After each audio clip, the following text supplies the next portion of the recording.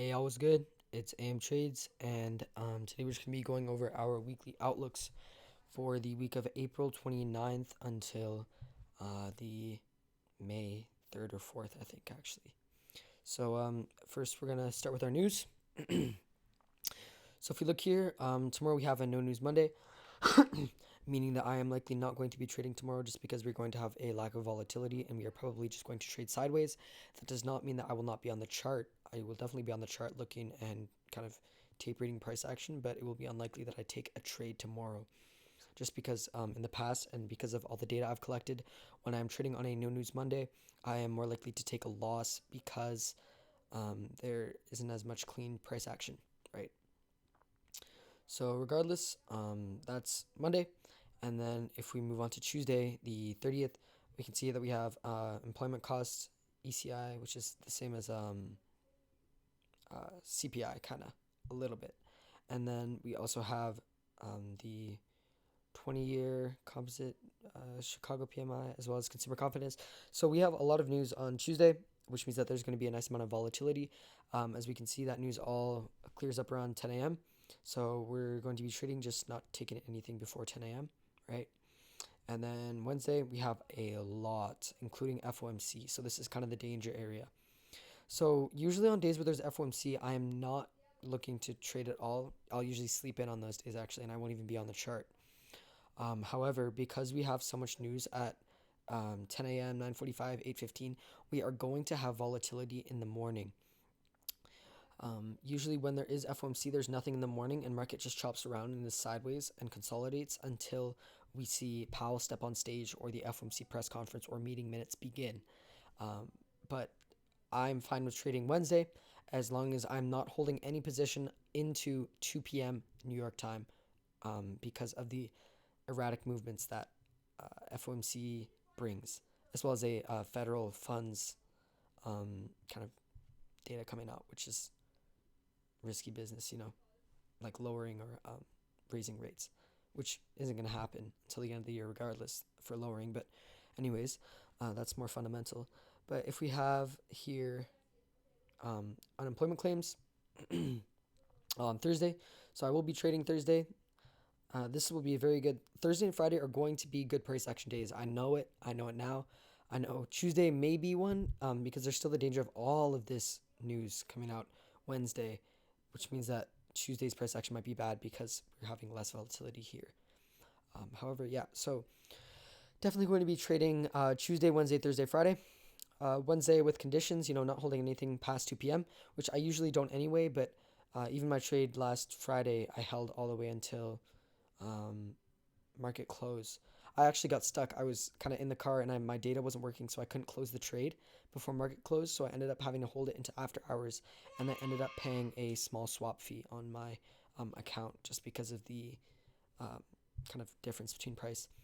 It did work out in my favor though. I made a couple extra $100 on that account because we gapped up when we opened for 6 p.m., which is also the open of the daily candle. But regardless, we can see here on the daily on Nasdaq, we have recovered kind of from our big dump due to the geopolitical tensions in the Middle East. We also swept this low here on January 31st, and I believe that this formed an SMT with the S&P 500, which is the stronger pair at the minute due to uh, the concentration of the S&P being more um, kind of in line with the overall market as opposed to just high growth tech stocks, which is the Nasdaq. Yeah, so we did form an SMT here, which means that I'm still going to be looking bullish all the way up to all-time highs. Because what usually happens with big fundamental news, such as like Israel, Iran, is that we are going to see a big dump, and this is actually especially apparent on XAU USD. So we can see that we just have these incredibly impulsive moves up, right around when the kind of geopolitical tensions are happening. If we go all the way back to October 7th, where are we? Uh, oh, I went back way too far. Hold on. I think it's here.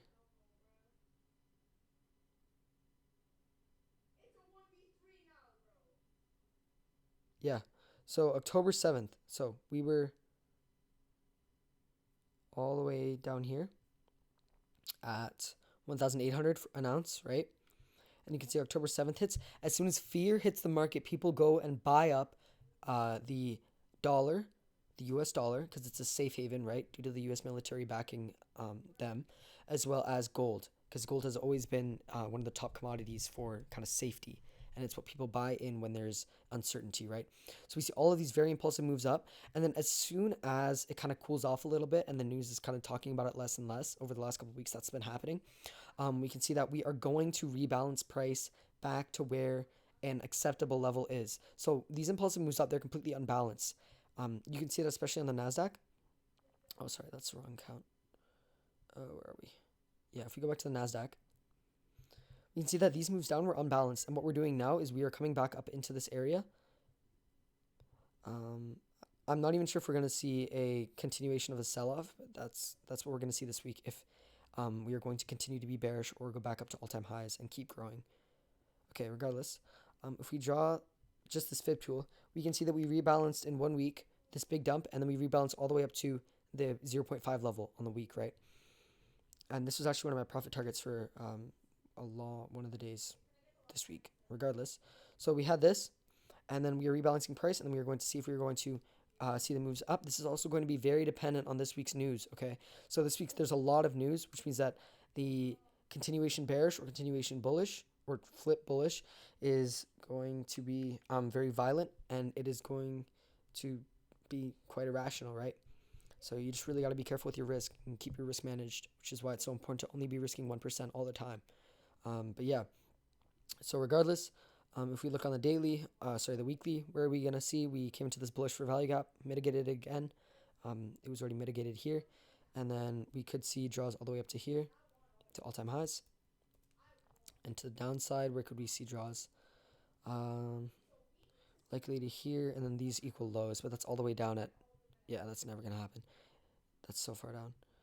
But regardless, we might see a move down to these lows, down all the way at 1600, but that's going to take a couple months anyway if we do continue bearish. But regardless, on to the next week, we really have no buys. We can see we also have this daily fair value gap that got mitigated, so we might be seeing moves upside. I want to see us revisit all-time highs because there's just so much trendline liquidity here, right? As well as here, it's going to get taken out this week, 100%. But yeah, with that being said, that is this week's weekly outlooks. So between April 29th to May 3rd, and I hope you guys found some value, and we'll see how this week plays out, man. 4 trading days. We'll get some more Funded's passed. I did purchase another $200,000 account from FundedX due to Funded Engineer going down. They offered another 30% discount on any account. So I got a 200K one-phase account for only, I think 692 US dollars, which is actually it's a great price, especially for a firm as trustworthy as them. But yeah, so we're going to get those passed. And then we have the 100K funded account from One of One, the 200K from FundedX, and then another 200K from FundedX. And FundedX actually offers standard allocation all the way up to 1 million. So if I want to keep pursuing funding with them, as they are the cheapest at the moment, I can pursue that all the way up to 1 million. But I'm going to likely diversify myself just to keep myself protected.